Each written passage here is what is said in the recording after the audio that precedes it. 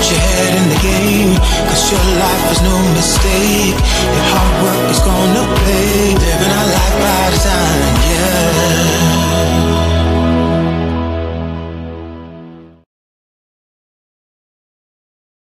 We are still talking about the re-education of kings, and I honestly do not believe that there's anything else. And why is that? Because in terms of living correctly, you have to unlearn some things, right? There are some elements to the human experience that has been infiltrated by lies, and we've been indoctrinated, cultivated, and inculcated into this lie. So there is a level of re-education that is necessary. And because that is necessary, when you start talking about the kingdom of God, if you are not re-educating not just believers, but everybody, because this is not just about being a believer in Jesus Christ, this is about living out the life Christ came to reintroduce to us. Well, today I'm going to embark on a new level in terms of the series. So I need you to pay attention, because this one is going to change the game. I believe it. This is going to change the game. If you listen carefully, if you've been paying attention to any of the sessions that we've done, this one's going to change the game. I want you to write this down, because this is what we're talking about. Perception is sovereignty. Perception is sovereignty. I want to start by making a few statements, so listen carefully now. We talk about the 10 Commandments. People, for the most part, believe that the 10 Commandments are just that, commandments, but they're actually not. It's more to it. This word commandment is the Hebrew word mitzvah. It's spelled M-I-T-Z-V-A-H. And it is translated, listen carefully, instructions. But not just pick up the spoon, put it on the table. No, no, no. These levels of instructions are imperative to the way you live. Divine commandments in Judaism refers to 603, watch this now, sacred instructions and obligations given by God. Here's the real reason. The root of the word focuses on developing companionship with God. In order to walk with Him, you have to follow a strict diet. Listen carefully. So if you fail to follow those instructions, walking with God will be like going in opposite directions. So he says, listen, in order for us to continue in going on the same path, you have to follow the instructions I'm giving you, because if you don't follow the same instructions I'm giving you, our companionship divides us. This is the word mitzvah. Amos 3:3 says this: can two walk together except they be in agreement? I think that's the challenge most people have in life today. They are dealing with people who are not aligned with their destiny. But an even greater challenge is most people don't even know what their destiny is. Most people don't know what their purpose is. And it has nothing to do with God not wanting you to know. It has everything to do with the miseducation of kings. Because when you are educated wrong, and I'm talking about everything, everywhere at the same time, agnotology. Everything, everywhere at the same time is miseducation. miseducating you, misrepresenting you, and feeding you stuff that keeps you separate from the thing you were born to do. This is why the challenge is so great for most people. Because you've been lied to. And society and our communities push us in a particular vein that tells us if you do this, you can make money. If you do that, you'll be popular. If you do that, people will like you. If you do that, you'll be successful. If you do that, and all of it is a lie. All of it is a lie. Because you feel splintered. You feel overwhelmed. You're feeling tired. You're feeling stressed.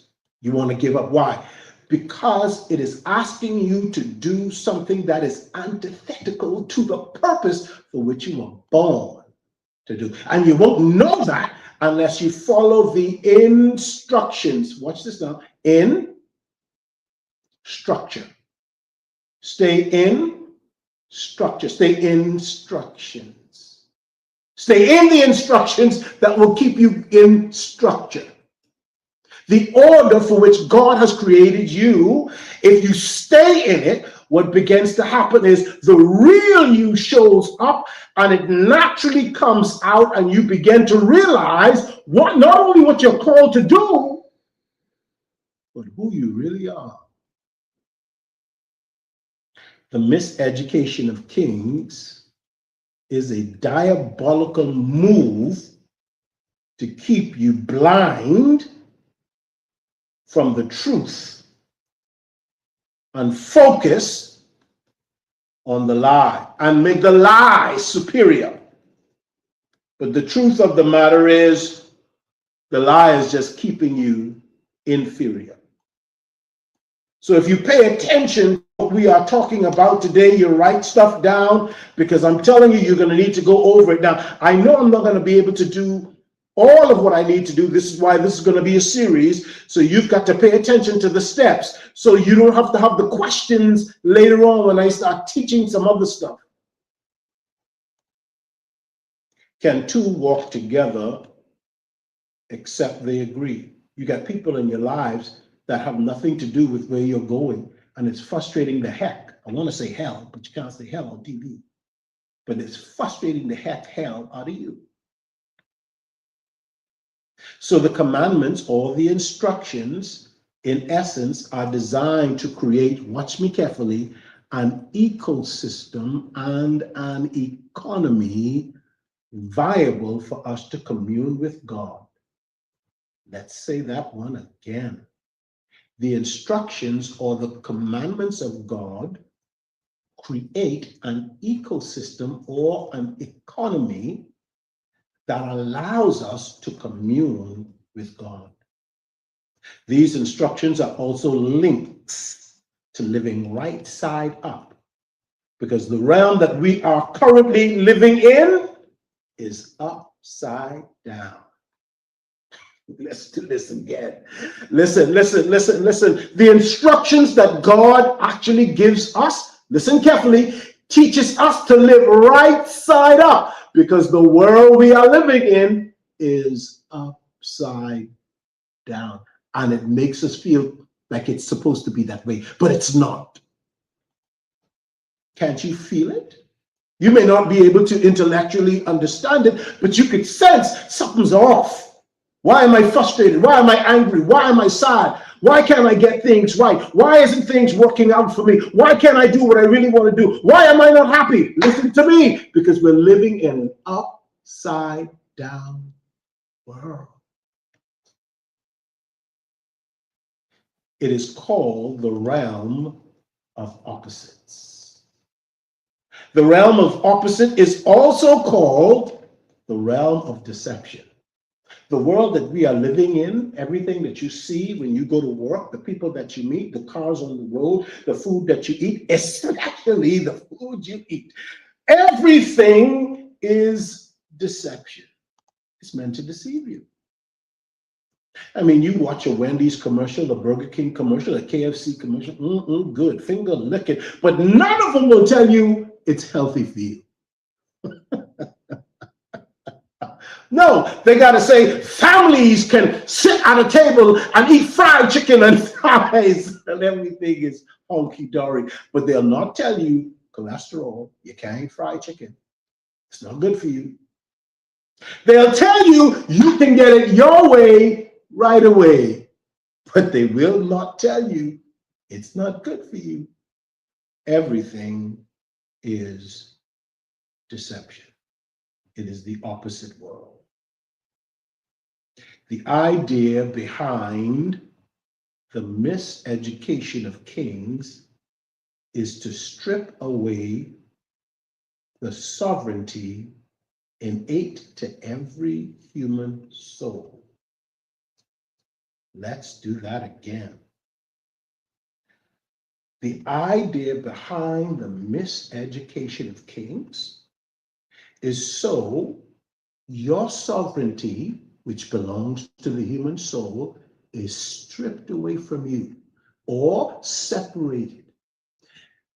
The world wants to separate your flesh from your soul so that there is no true sovereignty. And true sovereignty is the power of choice.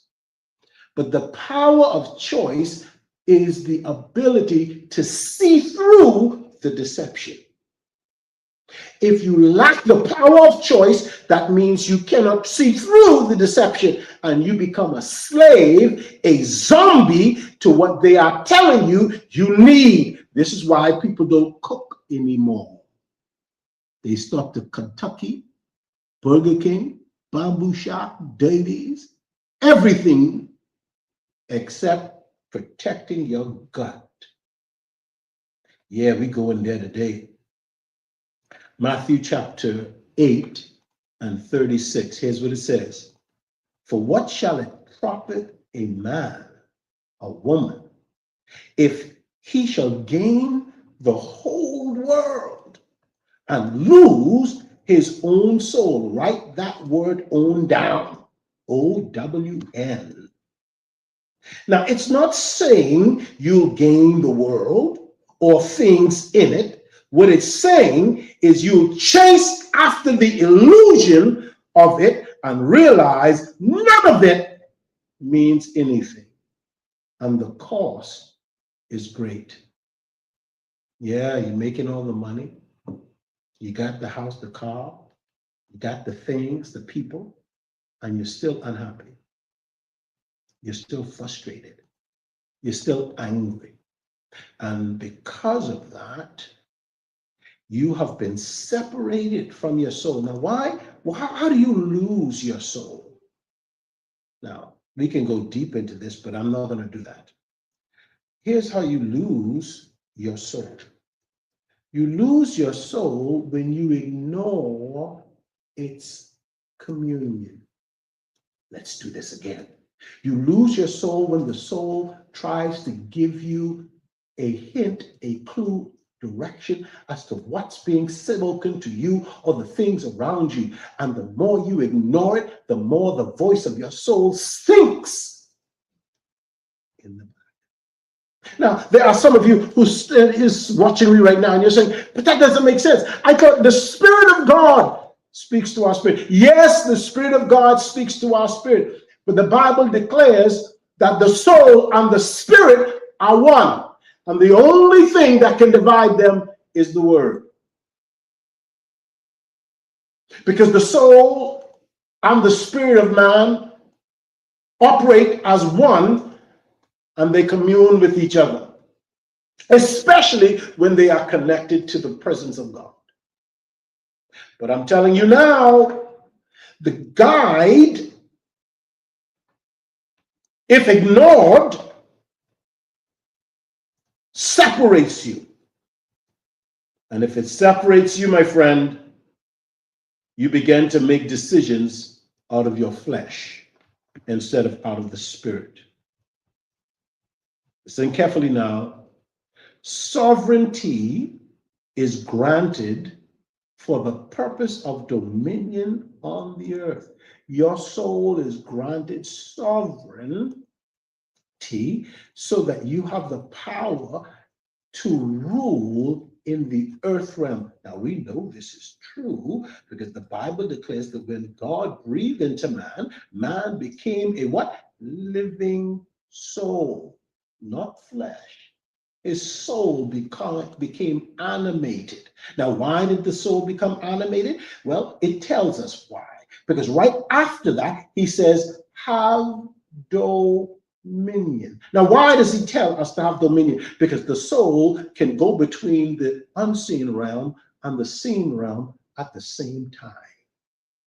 When you're communing with God, the soul understands from the spirit realm how to dominate the natural realm. Well, if I separate the soul from you, that means you no longer can see from the spirit realm, and you're only living by the natural realm, and the natural realm is lying to you every day, everywhere, and everything at the same time to keep you separated.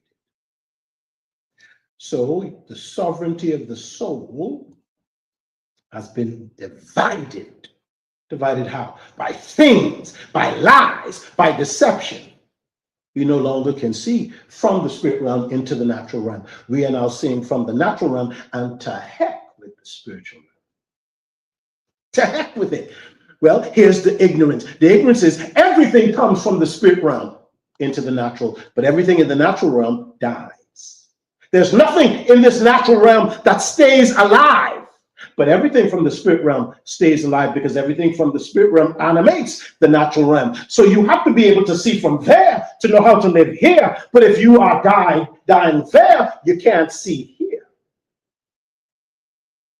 Well, if you die there and you can't see here, what eyes do you have? That's the question. You're given sight. How are you given sight? From demonic forces. They say, see, that job will help you. See, if you make that money. See, if you dress like that. See, if you go with them. See, if you act like this. They're lying to you. Most people believe that the 10 commandments are just that, commandments, but they're not. They're divine instructions to teach you how to commune with God. And to commune with God doesn't mean you're talking. It means that you're walking. Like this, two, walking in a straight line. Well, if you are not following the instructions, you are now going in opposite directions. Yeah. And your soul becomes even more thirsty. And so what do, you go to drugs, you go to sex, you go to alcohol, you go to food, you go to hatred, you go to all kinds of things to fill that void. And you know that there is a void, but you don't know what it is. You know you're frustrated, but you don't know what it is. You know you're hurt, but you don't know what it is. You know you're angry, but you don't know what it is. And you don't know what it is because you've been separated. Your sovereignty has been separated. I'll say it again. Your sovereignty. Why would they want to separate you from your sovereignty? Because if I can separate you from your sovereignty, you will not be able to make the right choices you need to make because you will not be able to see correctly. Write this down. Sovereignty gives you sight.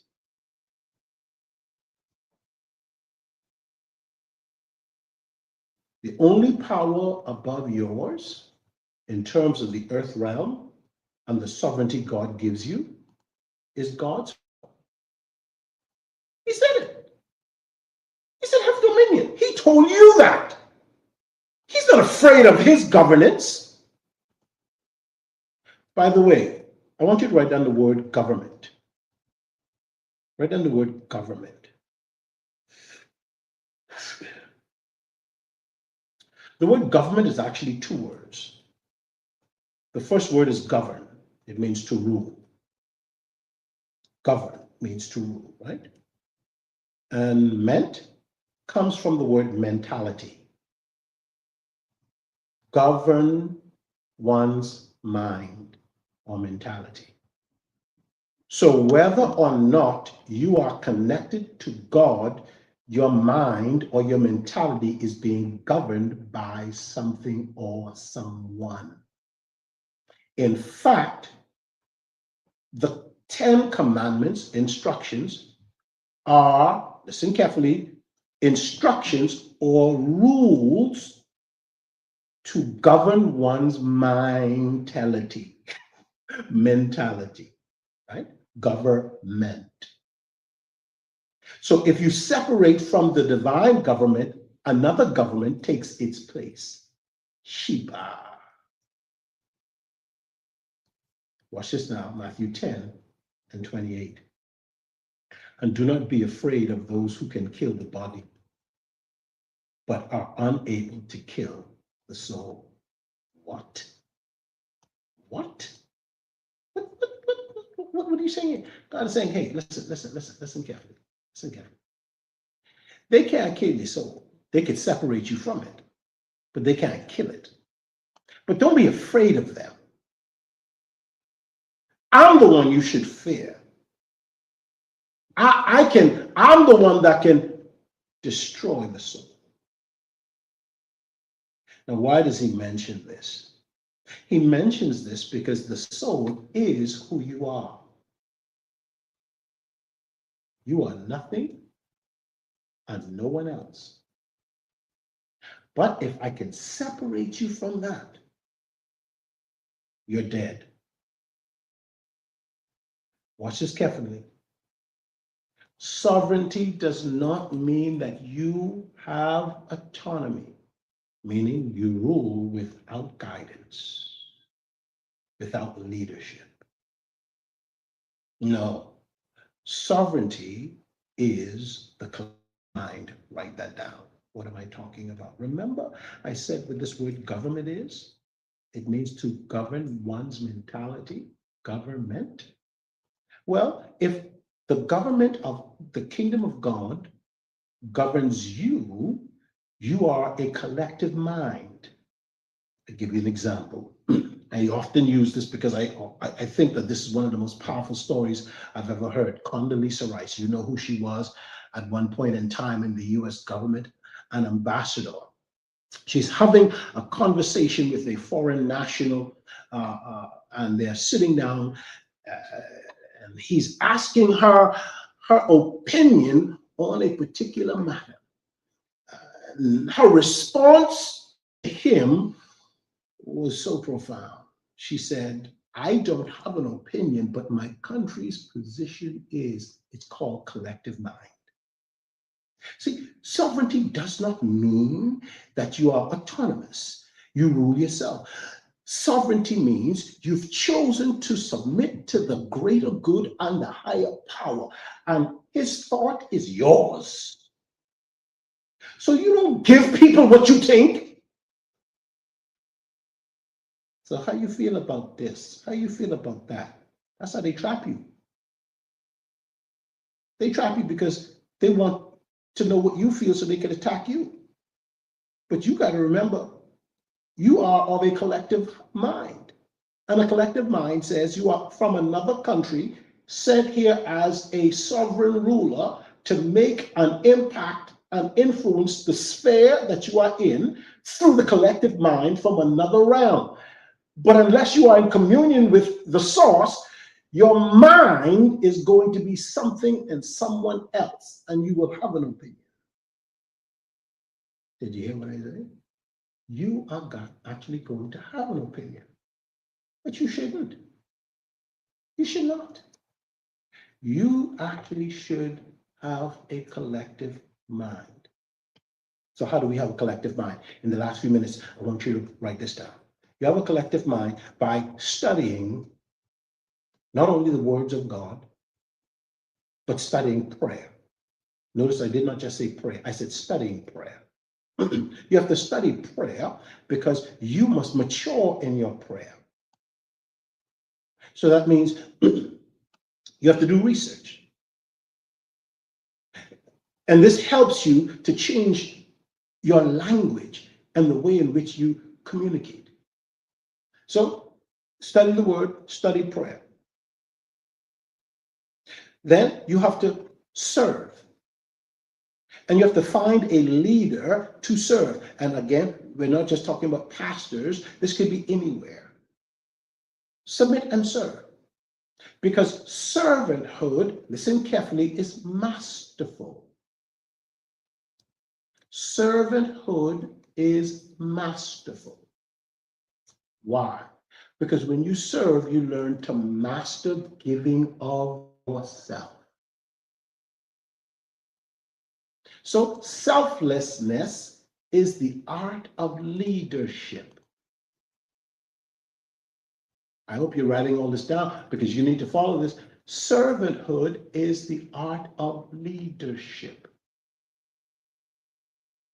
See, when you can lead at a great level, that means you have surpassed many who, watch me now, will never get to where you are. You will be given greater responsibility because you understand, watch this now, the steps required, while others will sit with their mouths open like baby birds wanting to be fed. So you're studying the word, you're studying prayer, you're submitting to leadership, you're serving, and you're mastering leadership. Here's the last point, and you need to get this, and you need to write this down and stick to it. As God begins to speak to you, He's going to teach you how to listen to His voice and to distinguish it from others. He's going to teach you how to hear His voice and to distinguish it from others. This is how you can listen and watch and read and study anything and be able to differentiate.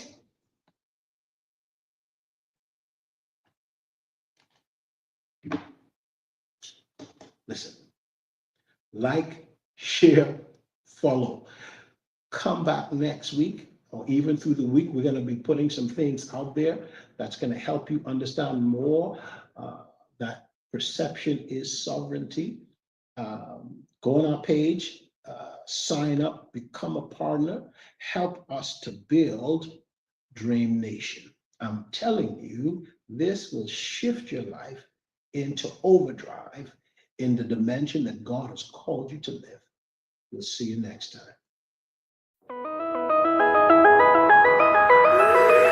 Let me tell you, we're gonna make it. We're not taking no chances. We're living our life by design.